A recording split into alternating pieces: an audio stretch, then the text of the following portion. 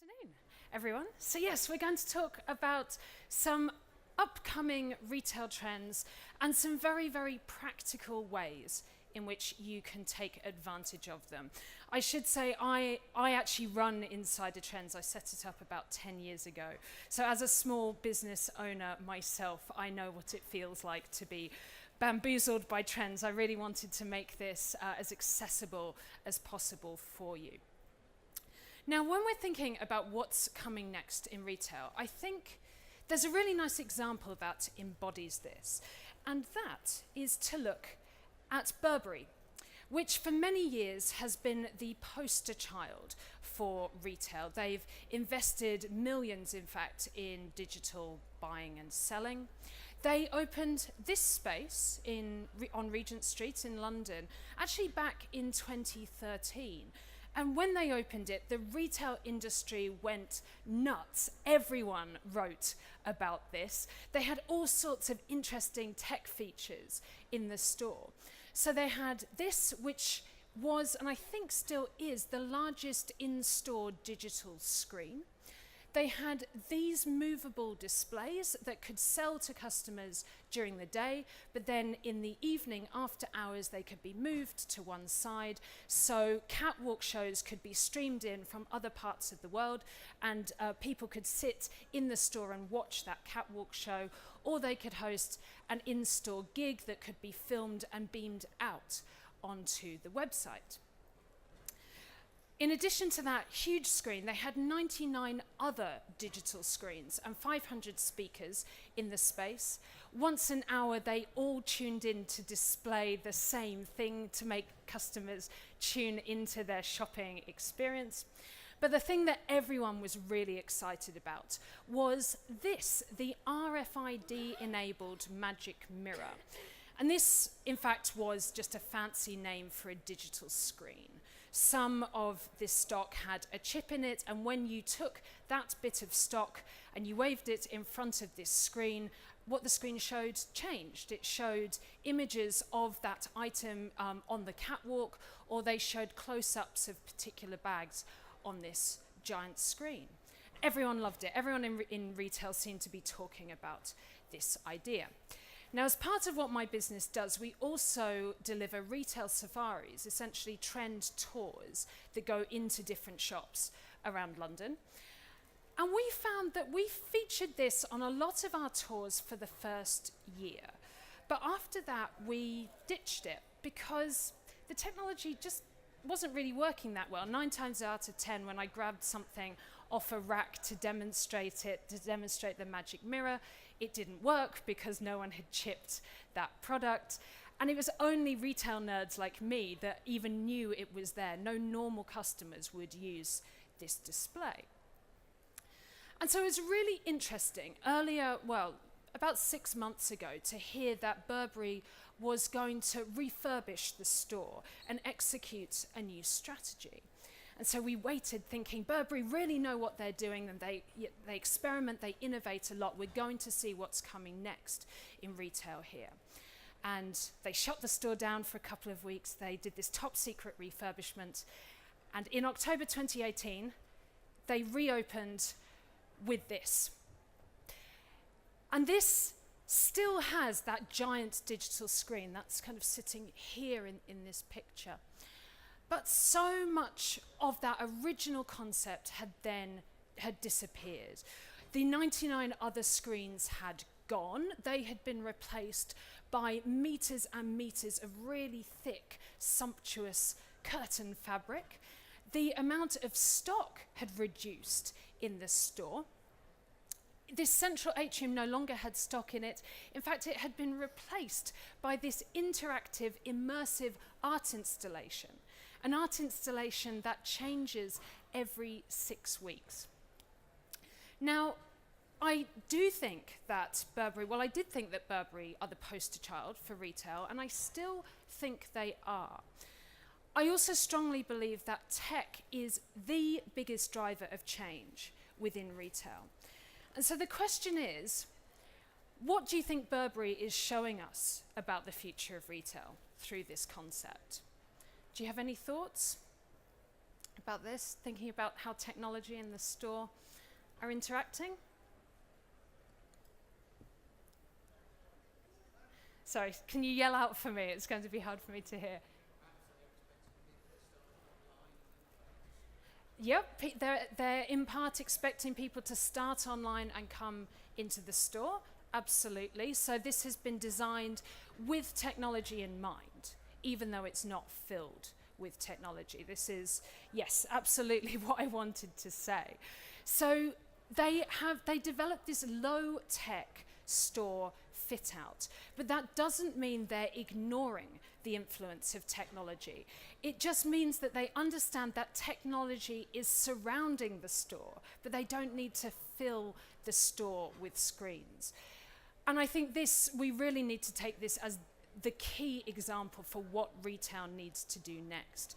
We need to do things that engage customers, get them talking, get them spreading the word, taking pictures of your store fit out and telling other customers about it.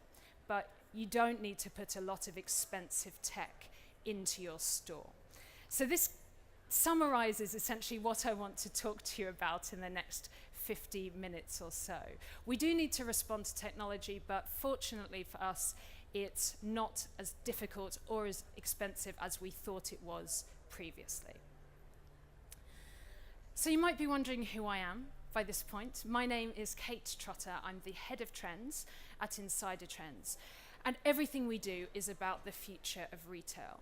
So it's really nice to be talking to you today, looking out for smaller businesses, but these are also some of the businesses that we help. I'm actually going off to talk to Nike next week. I'll show you some examples that highlight how Nike is one of the best brands in retail at this point. But we're called Insider Trends because we go into a lot of the spaces that we feel show the future of retail coming to life. We do a lot of desk research, but we also try and build these decks around our first-hand observations too. And I think it's this slightly different approach to insights that mean that I've been named the 40th most influential person in retail in the world, apparently, at this point in time. So there we go. Now, there's two main things I want to talk to you about. The first part is a lot shorter than the second part. The first section is about how every brand worth their salt is now looking beyond the store. They're not necessarily closing stores, but they are aware that the store fits into a multifaceted ecosystem. So we'll explore that idea, and once we've looked at that, we'll then look at 5 ways in which you can optimize the store and make sure that the store is truly pulling its weight and contributing to an ecosystem that can be greater than the sum of its parts. So I'll start by talking about the ecosystem, and I wanted to ask you a question. When your brand communicates or sells to customers, what channels do you use? And this is not a trick question, just yell out what's the standard channels that you use. Instagram, yep, so social media, absolutely, great, thank you. Fun? LinkedIn, yep, great. Good. Email, absolutely, good. Any others? Pardon? Facebook we had, and sorry, what was? Magazine tie-ins, okay, yep, so some advertising there, good, okay. I think, well, these are the ones, from my experience when I talk to brands, these are the 5 that they tend to think about. They still think of the store as being the center of their ecosystem, and they think that their store sales can be supplemented in part by their website, and that these 2 selling channels can be promoted better with advertising, social media, and email. 3 basic and very valid forms of marketing. But I've looked at some of the brands that we think are really leading the way.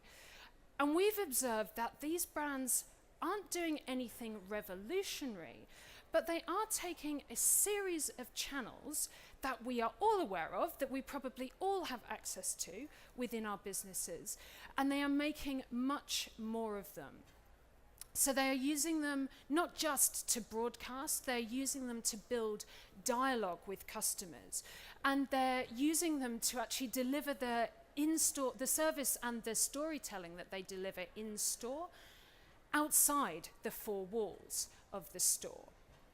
So I wanted to show you this just to start asking you this question of which channels can you make more of within your ecosystem? How can you join these things together in a better way? And how can you think outside of the store? And maybe for a while stop thinking store first. What else can you do outside of the store? And to show you how far you can take this, I want to give you the example of Matches Fashion. This is a brand that was founded over 30 years ago in 1987. They now, 30 years later, they now have a grand total of 4 stores. They're doing very well. Guess what their turnover is? 5 million, okay? Any advance on 5 million? It's not an auction, don't worry, I'm not going to sell this to you. But anyone thinks they're selling more than 5 million? Sorry? 20 million, okay, any advance on 20 million? Can we go higher than that? Can someone give me a higher number than, well, yes. But do we think that 20 million is the most that Matches is turning over at this point in time? 80 million, okay, a very bold guess there. The actual answer is 293 million. They are able to do this. Oh, sorry, they're turning over 293 million, and they're growing, or in the last 12 months when their accounts were last filed, they had a growth rate of 44% in 1 year. I would love it if my business grew that fast in a year. But they are able to do this because they are thinking outside of the store. They now deliver their products to 176 countries. I looked this up. There are, depending on who you ask, there are 195 countries in the whole world. This means probably if you live in Cuba or North Korea, you can't buy from Matches, but if you live anywhere else, then you can. Now, sorry, what does this say? So they are able to turn over almost 300 million with 4 stores because 95% of their sales come from outside the store through digital channels. And digital is driving this incredible growth of their business. 50%, or they grew their amount of digital sales by 50% last year. So by thinking digital first, they are transforming the fortunes of their business. And the methods in which they're doing this is not that different to the methods that you use when you sell to people online at this point in time. I think they just think about the type of service that they offer in store, and they think about other channels through which they can deliver that. So these are just a couple of screen grabs from their website. They make it really clear that you can phone them up or email them any time of the day or night, and they won't just answer your questions about why your package hasn't arrived. They will actually help you and style you over the phone. They will click through the website with you and advise you on what you should be wearing for your next big social engagement or your next job interview. And they've also thought about what makes shopping in the store special, and they've made it really clear to customers that they can access those services through a variety of other channels too. So none of this is rocket science, but they're just making sure that customers buying through digital feel just as well served as customers walking into the store. And now they're thinking about truly serving people better and selling to them through digital. This means that their store formats can change too. This is the new store that they opened in August last year. And this is in part a store, but they've thought about other ways that they can engage customers too. So the first 2 floors are the more traditional shopping part. But actually, they use that almost as a shoppable exhibition.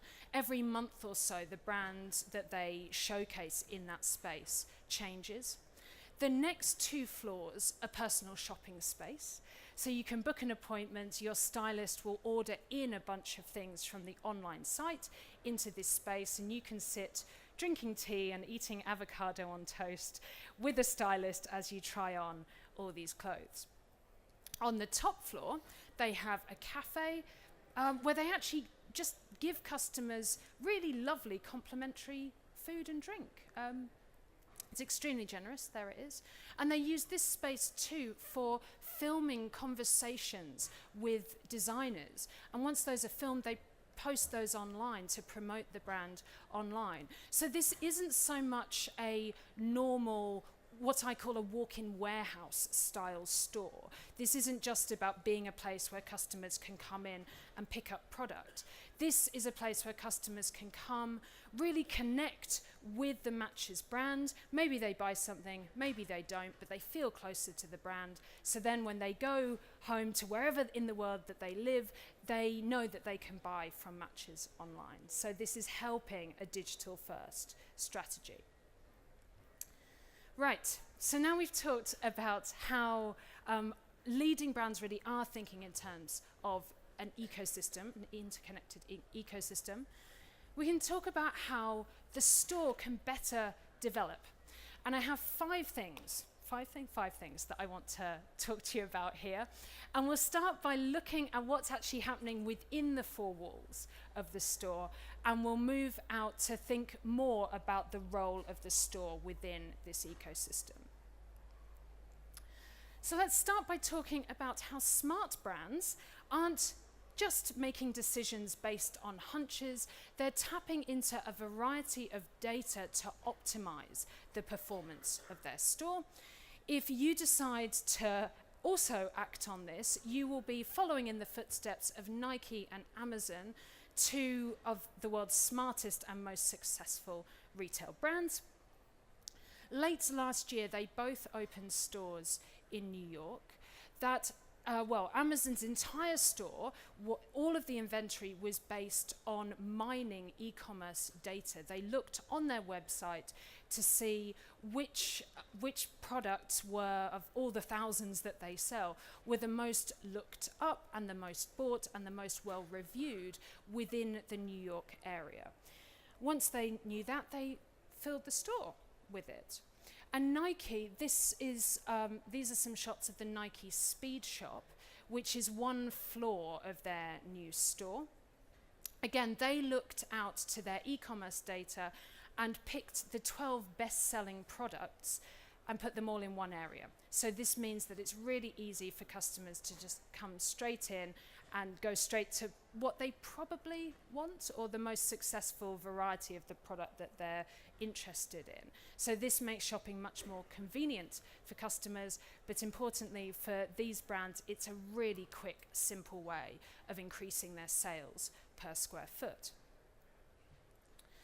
You can also think about how what people are doing outside of the store, to use the store more as a fulfillment point. This is a lovely quick win. This is a service called Near Street that helps brands list their in-store inventory online to local shoppers.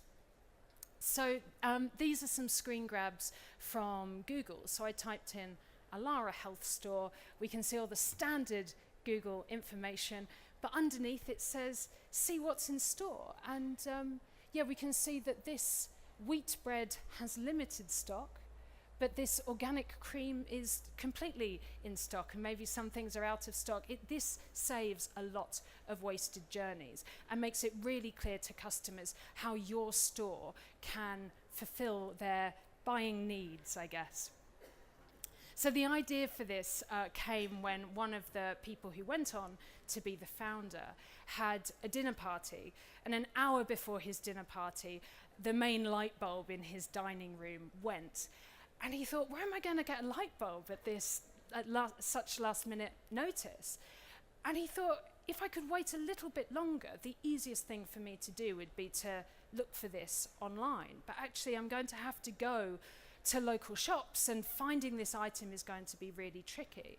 And he realized that this is why physical stores are losing out on a lot of sales to digital, is because the internet is really easy to search.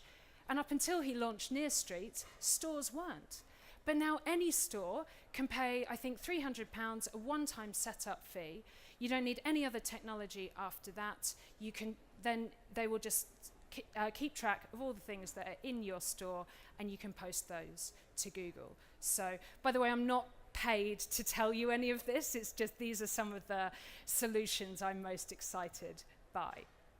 So once you've got this data, you've got data in your store, you know what customers are searching for outside of the store. You can take this one step further by crunching that data and making even smarter decisions using artificial intelligence.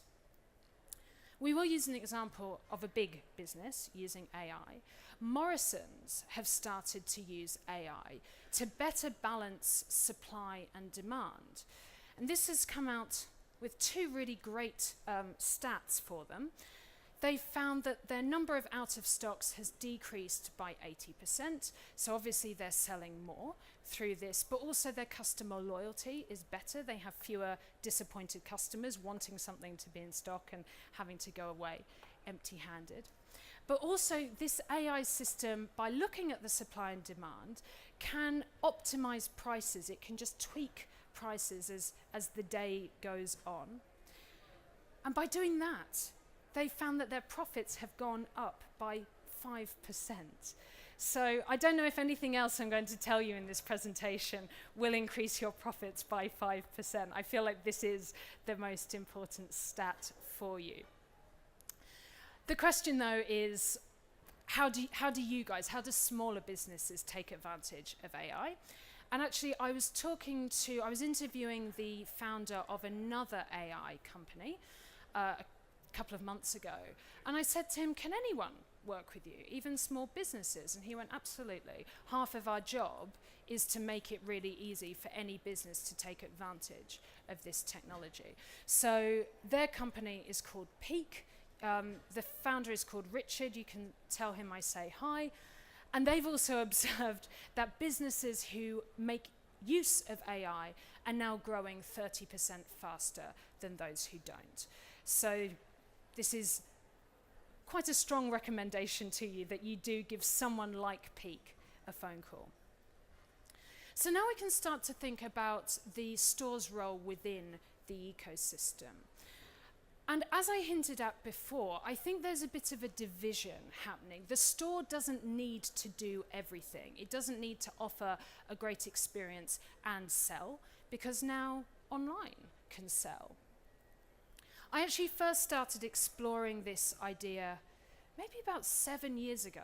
I interviewed the founder of Rough Trade Records, and everyone was astonished by what he'd done.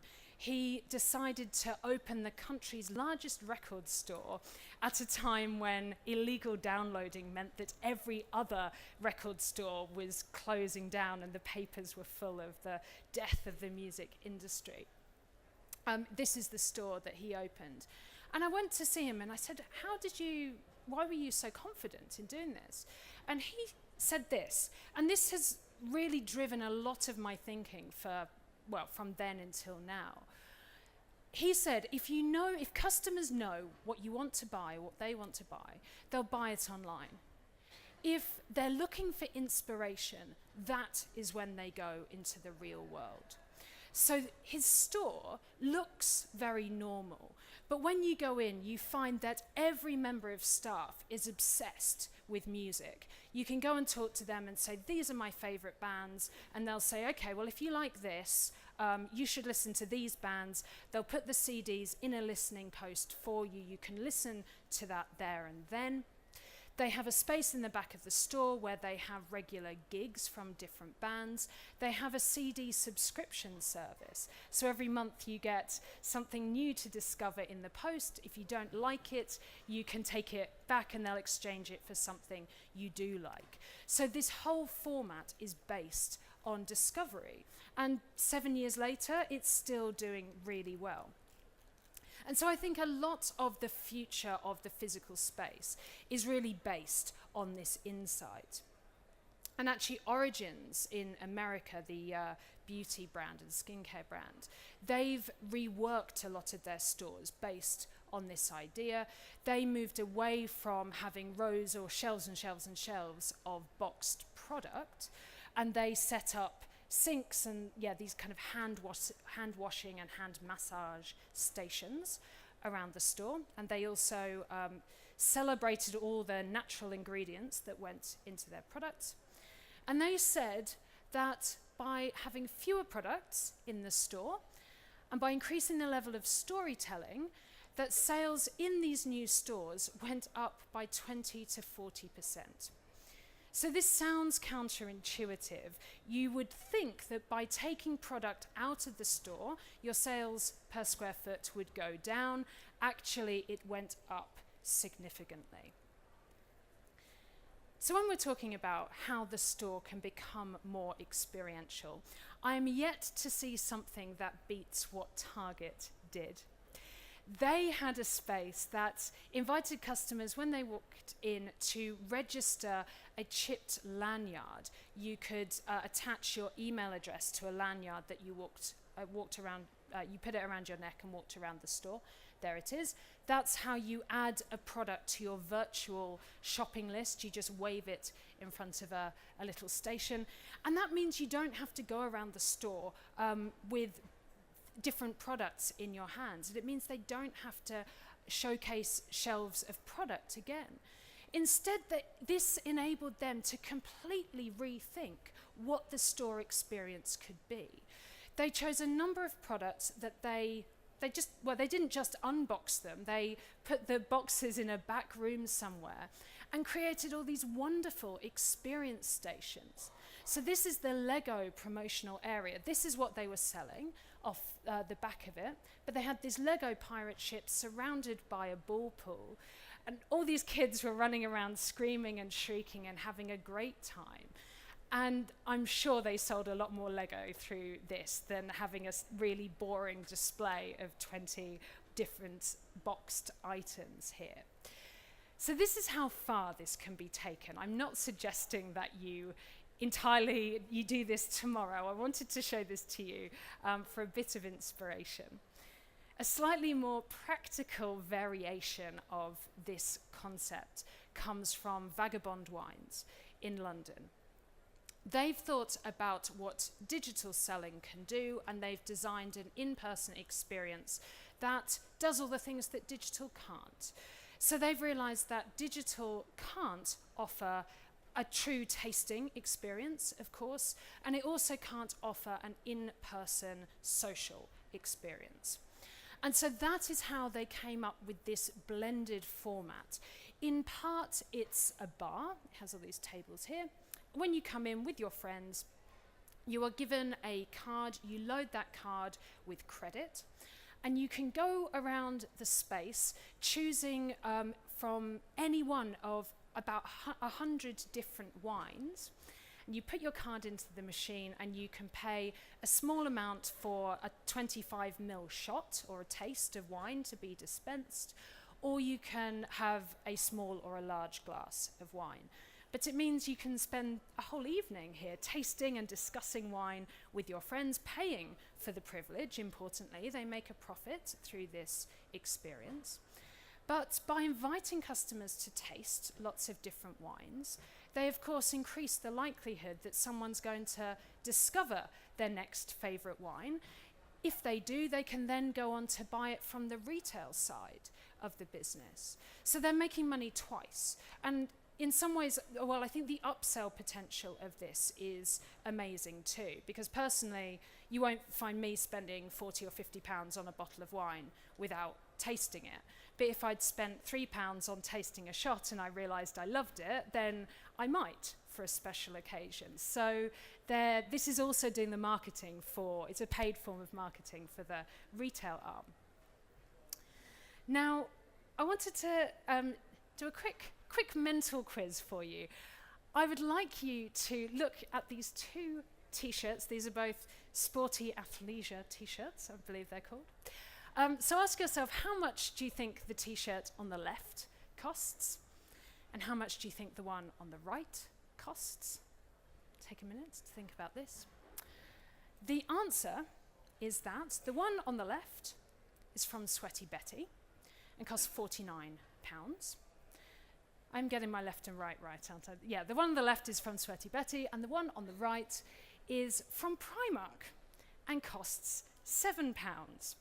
These two t-shirts are almost identical in look and in feel. Now, both of these brands are doing really well at this point in time, both growing. Sweaty Betty, although it is much smaller, has one of the highest sales densities of retailers in the country. It's also one of the fastest growing retailers. In London, Primark is about a 7-minute walk from Sweaty Betty. And so the question is, why, if you can get a perfectly decent t-shirt from Primark, why are customers spending 7 times more on the Sweaty Betty one? Again, I can let you ponder that for a second. I will reveal the answer. The answer, in part, is this. This is Sweaty Betty's new experience space in London. It is not, they do sell from this space, so the ground floor is quite a normal store, but upstairs they have a very trendy cafe. So all of the latest food trends are represented in this cafe. It's kind of vegan and gluten-free and has lots of quinoa and pressed juice, all of that. There is a spa in the back of the space too. So these are all things that customers pay to interact with. So you can get your brows done and your nails done in that space. In the basement, they have a small fitness studio where they've partnered with some of the coolest local fitness brands who come in and run like boxing sessions, and they had some weird straps actually in there when I went in the other day. I can't quite work out what they were doing with that, but apparently it's a very trendy way to get fit, I think. Anyway, so the idea is that with this concept, it is more than a store. It's a way of building a relationship with customers whilst earning money. So although it may be that a customer doesn't want to buy a t-shirt every week, they may come in every week to buy a coffee or to get a blow dry, perhaps. And so by building this familiarity with the brand and by having this very inspiring space, when it comes time for a customer to buy a new sporty t-shirt, they're going to choose to buy it from Sweaty Betty rather than from Primark. I also love this example because it's quite small. It shows that you don't need to have a turnover of hundreds of millions to experiment in this way. Your experience can be enhanced with storytelling too. And this example is actually one of my favorites. I could talk about this for ages. I'll try not to. This is Huckberry. They are a small brand from America, from Seattle, I think. They're now turning over about $1 million, so they're not enormous, but they are getting a lot of things right. They started out with an online store that built storytelling. It was part store and part magazine, essentially. In the run-up to Christmas, they decided that they wanted to launch a pop-up, but that it would be most appropriate for their brand to offer a similar experience to the online one. They wanted to have a shoppable magazine-style experience. And so this is why the space is broken into about 7 different vignettes or different types of experience.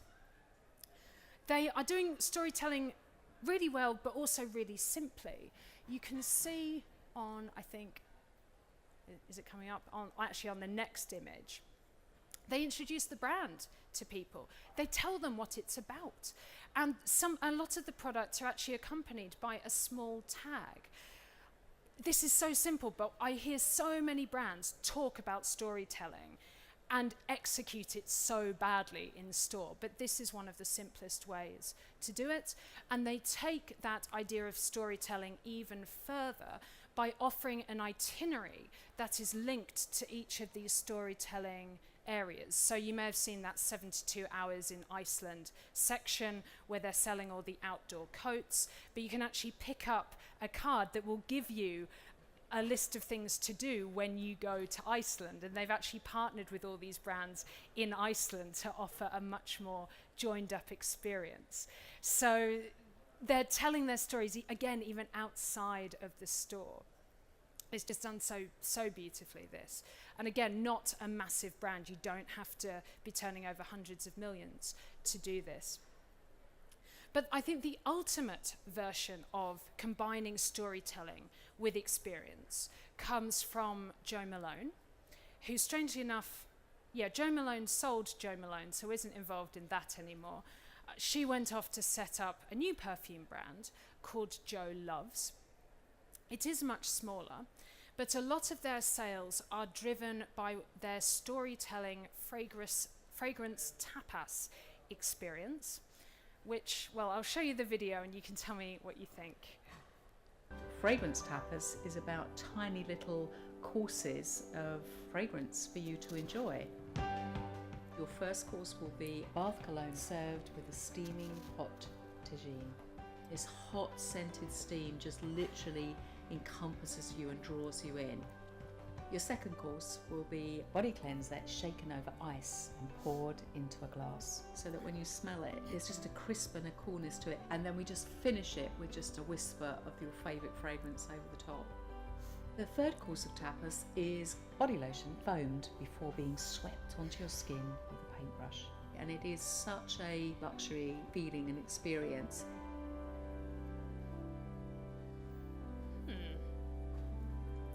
So what do you think of this? We've got a nod and a smile over here. It's an experience, absolutely. So we're mostly thumbs up for Jo Loves, yeah, for the fragrance tapas.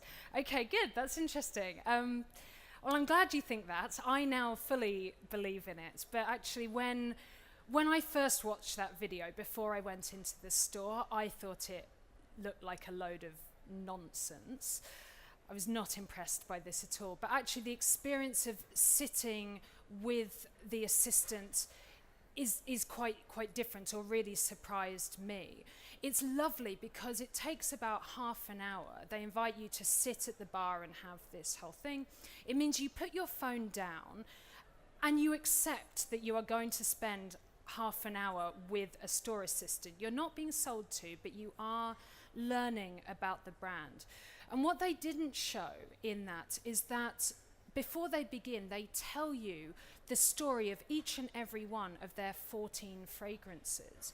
And all of those fragrances have a story that is linked to Jo Malone. There are stories about how she loves New York. There's a fragrance that's inspired from her riding horses in America, and it smells like leather with the sun beating down on it. I forget the name of that fragrance because I just started calling it Horses in the Sunshine. That's what we kept referring to it as.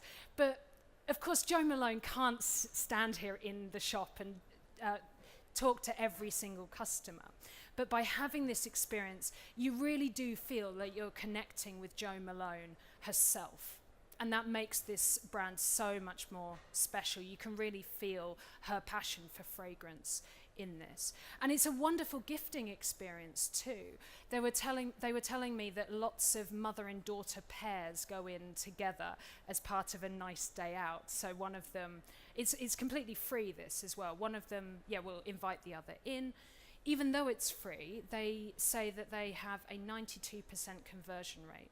So for every 100 people who sit down here, 92 are going to buy a quite pricey bottle of fragrance.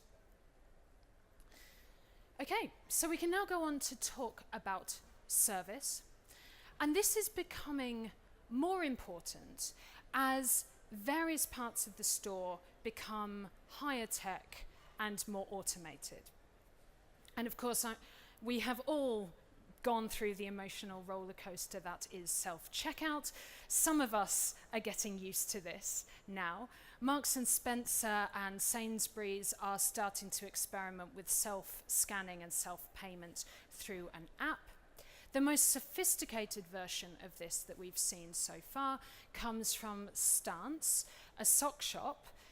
They are in Britain, but the American stores now let customers check themselves out through a system that doesn't require an app. You type in, I think for this example, it's just soho.stance.com. It takes you to a mobile site where they access your camera. You can scan the pair of socks that you want to buy and walk out. And customers are becoming more used to this.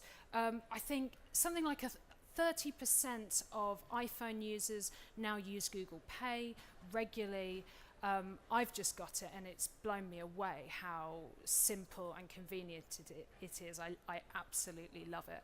It means that once you've found the pair of socks you want to buy, you can be out of the store within 20 seconds.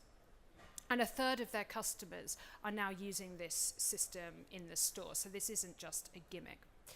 But what Stance have found is that now they're using this system, they haven't fired anyone. They are simply asking those staff to enhance the customer experience and enhance the brand experience instead. So instead of them just standing behind a till processing transactions and dealing with the returns, they're out at the front of the store smiling at customers, asking them how they are, telling them why these $14 or $16 pairs of socks are special and worth the money. So they're adding value to the experience rather than just transacting. And we are going to see more of this. And it's something that customers want too.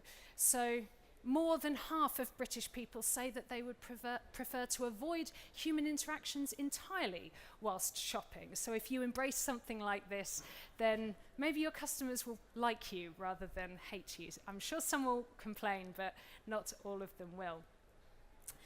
But this idea that people can enhance the experience I think it is going to evolve. These are some of the more advanced versions that we've seen. The Real is essentially a second-hand designer clothing boutique. They're quite a hot new retail startup, really. They have 9 stores around America now. But they don't have a single teenage secondary school part-time assistant in the store. Every time they open up a new branch, they phone a bunch of freelance personal stylists in the area, people who look like this, and they say, can you come in and staff our store? So all these people have quit their freelance jobs and now work in this store. And so their job is, in part, to process sales, but they are really there to educate customers, to celebrate all of the amazing brands that they've got and all the different vintages and decades that the items have come from, to tell customers the stories of the products, and to style customers, to show them if they like a particular jacket, which skirt will also fit beautifully with that. So, and I think this is particularly important actually with what is essentially second-hand clothing. By being in love with all of these clothes, they're really showing the value of these clothes and creating that value in the customer's mind. So I'm sure they're responsible for a great sales increase in each of these stores. Another thing you can do, I mean, that example looked at service in the store, but as I said before, I'd like you to think more about how you can offer your great level of in-store service beyond the 4 walls of the store. Hero is a service that is letting brands do this. So this really is just a little bit of software, actually. Customers can go on the website, and if they have a question, they can fire up a live chat, maybe a live video stream with a member of staff who is in store at that time. And this works really well for that last 2% of a product query, really. Someone may want to know exactly what the zip is like on a skirt or what the foot on a table is like. And if they can ask those questions live to an in-store member of staff, they can get the information they need and go on to buy. There's some high-end brands using this. Harvey Nichols is one of them. I've got a video to show you of this too. On every channel, customers are looking for expert guidance, advice, and recommendations, exclusive events and products, and to be the first to know about the next big thing. That's why I'm delighted that we have partnered with Hero. Through their live shopping technology, we can offer customers who shop on harveynichols.com the same experience they would have in store from wherever they are in the world. By sharing imagery, videos, and live streaming broadcasts, all shot on the shop floor using Hero-enabled smartphones, our team of incredible expert stylists can provide personal recommendations, style tips, and advice to customers live on our website. For us, it means we can offer a loyal and discerning clients access to a personal stylist on demand. Right? So, seems quite simple. Some really good benefits behind this. They've found that customers who are shopping online, if they use Hero, they convert 10 times better than they would if they just were left to shop and solve their own problems. They find that customers online who use Hero tend to spend on average 63% more than those who don't, and they're 50% more likely to keep the purchases that they buy. And this gets over one of the major challenges of online selling. All these stores are so sick of processing all of these returns. And it helps the overall brand too. Customers that use this system are 3 times more likely to visit the store. So this is another great example of ecosystems thinking. You can offer great service throughout the ecosystem, and by serving digital first customers better, you make it more likely that later on they will come into the store. And what I think is fascinating about Hero is that it's so simple. No brand actually needs to work with them. You could set up something that is almost identical by simply having a store phone and by telling customers, you can contact us through WhatsApp. We will live WhatsApp call with you or live Skype call with you anytime. Just contact us and we'll help you. So there's normally always a simpler way of executing this. And Mulberry have found that they can reverse this. So Hero takes customers from outside the store and serves them better from within the store. Mulberry are now using a service called Tulip that can start conversations in the store and then extend that relationship and extend that conversation for after the customer has left the store. So it's essentially a data capturing and messaging system. So you could, I guess, mimic this just through text and email if you wanted to. And again, the benefits of this are incredible. They've found that sales can go up by 10%, order sizes can go up by 15%, and repeat purchases can go up by 20%. So if you multiply all this together, that actually gives you an increase per customer of up to 51%. If you have if each of your customers is worth £100 a year to you right now, if you start doing something like this, suddenly each of them could be worth 150 to you. Okay, so our fourth section is about how the store doesn't need to sell within its 4 walls. It can simply promote the brand better online. A really simple way of doing this is to think about how you can get customers spreading the word for you. We've seen this in a lot of places around the world last year. Different brands that just have, well, some of them have fantastic visual merchandising. Others have a really fun posing area. It depends who your customers are really and what they get excited by, but almost every time I've discovered an Instagram area in a store, I've also discovered someone having their picture taken in it too. So you can think about this. And to show you the power of Instagram, I can give you the example of Peggy Portion Cakes, which is a bakery and cafe that doesn't look that amazing in my opinion. They've thought about how it looks. This obviously is the outside. What this image doesn't show you is a small queue of people, A, queuing to go into the space, but B, queuing to recreate this exact picture. If you Google or look up Peggy Portion on Instagram, you'll see so many people doing this exact pose. Inside, again, it doesn't look revolutionary, but this is in part what they are selling. Guess how much a single one of these biscuits costs? Sorry? A fiver, £7, okay. This skull biscuit costs £10. And they're selling enough of these because they have a queue out the door, because their space is slightly more Instagrammable.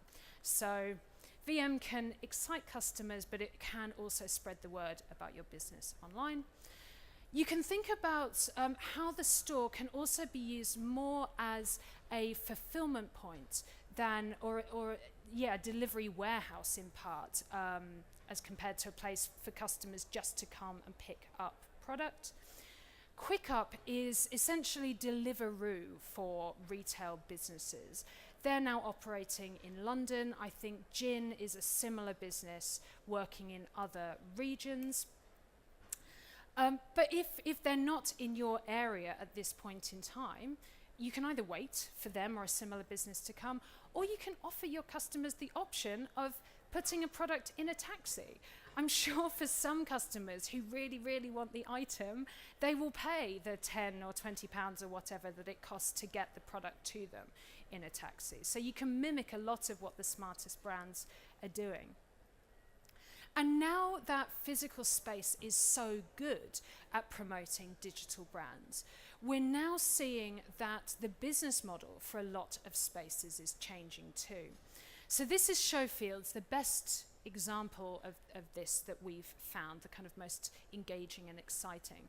But Showfields represents a lot of different brands. It doesn't take a cut of sales. Instead, it simply charges the brands to have space within their larger space. That's it. So they don't care really whether they sell or they don't sell. And so this might be an interesting idea for you. You could have part of your store that rotates, essentially, keeps customers interested by promoting a different brand each week, but at the same time is a whole new revenue stream for you too. And our last section is about how the format of the store can change. Because once brands have invested in digital, or once they're engaging and selling to their customers through digital, a lot of them find that their requirements for space change. So the best example of this comes from Nordstrom. They are an American department store. This is their traditional format. I think, they're maybe 50 years old or maybe older. But this is their standard 5-story giant format. Now they've invested in digital. They're rated as an omni-channel leader in all sorts of surveys. Now they've invested in this, they've realized that their physical spaces can look more like this. This is Nordstrom Local, a space that is 2% of the size of their standard store. It can be 2% of the size because it doesn't hold stock. It works in a similar way to the personal shopping gallery in Matches. If you want to have a personal styling session here, the stylist will order a bunch of things off the Nordstrom website that you can try on when you arrive there. Plus there's a bunch of other experiential elements like a cafe and a nail bar and a tailor and things like that. But they've realized that this pays. Essentially, they've found that when customers interact with them, both online and in person, on average, they spend 5 times more, and more importantly, profitability per customer doubles. So you could perhaps just enhance what you're already doing with some micro spaces and get so much more out of your interaction with customers. And it's perhaps these kind of numbers that are meaning that IKEA is completely rethinking what it's doing now. I think it was October last year that they opened up this space in London. This is on Tottenham Court Road, so a really popular shopping street. And all it does, this is about 2% of the size of a standard IKEA store as well, actually. All this really does is promote IKEA's kitchens. But it's a whole new direction for them, of course. They've realized that maybe the future of their business doesn't lie so much in getting people to buy another £3 chopping board as by making it really easy for people to buy £2,000 kitchens instead. So, and also I'd like to say that If IKEA can break away from a strategy that's worked for them for the past 30 or 40 years, then all of us can. We just need to look at whether what we're still doing still works for our business. Importantly also, they make it really clear to customers that there is an awful lot more online. They do have these digital screens around the store, but I'm not that interested in those. I'm much more interested in the fact that it says, discover more of the range, essentially discover more online. I see so many brands fail at this point. So many brands invest thousands in new and exciting different ways of doing things and then forget to tell any customers that that initiative exists. So please, please, please, whatever you do, remember to write it out in big letters on a piece of paper, print a poster, stick it in your store, and tell customers that there is more to be had, more service available online, whatever it is you're doing. Please communicate that. And this last example, I just wanted to chuck this in just to show how simple micro retail can be. This is, I think, the smallest micro retail space I've ever seen. You can stand in the center of this, put both arms out and touch both walls of the store. So, you know, you don't need to invest a lot in this, and you can combine this idea with some of the other things we've seen. So you could put a beautifully trained stylist on this chair, you could give her a large touchscreen that accesses all the things from your online site, you could use this as a click and collect point. So very quickly, you could open all these small spaces, expand the reach of your business by expanding through digital, and then double the profitability of that much greater customer base through systems like this. Okay, I have 4 minutes, 3.5 minutes left, so I might just wrap up quickly and then I have some things to ask you, but we'll see if I'm allowed at the end. So just a few final thoughts for you. I would love for you to take a leaf out of Burberry's book and to really accept that the store is extremely important still, but every other channel in your business is too. And to think about how you can improve the service in your store, but also how you can extend that beyond the four walls of the store. And I think if you think in that way, if you join some of these channels together, you will extend your sales far beyond the perhaps 10% or 20% that you're doing through digital at the moment. And when you think in this way, you may also find that your store portfolio can change. This is my simple representation for the type of portfolio a lot of brands have at this point in time, a handful of large stores. But I think once they start to really and truly think about how digital can be woven in with this, they will find that their portfolio can look more like this, where they have a handful of large, really experiential and really engaging spaces that are then supported by these tiny little kiosk points perhaps throughout the country even. So you get the best of all of these worlds. And then, if nothing else, please remember this: whatever you do, tell the customer, put a sign in your store and make it clear that there is more outside of the space of your store. So that is everything that I have to share with you. Thank you very much. Thanks.